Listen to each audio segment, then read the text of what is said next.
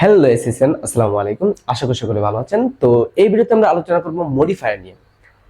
তো এই ভিডিও দেখার পরে আপনার মডিফায়ার নিয়ে কখনো হেজিটেশন বুক করতে হবে না। তো আপনি চাইলেও মডিফায়ারে অন্তত ভুল করতে পারবেন না।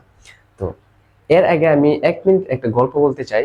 ধরেন আপনি কক্সবাজার যেতে চান, তাহলে আপনার হাতে ওয়ে আছে দুইটা। হয় আপনি বাস দিয়ে যাবেন, না হয় আপনি প্লেন দিয়ে যাবেন।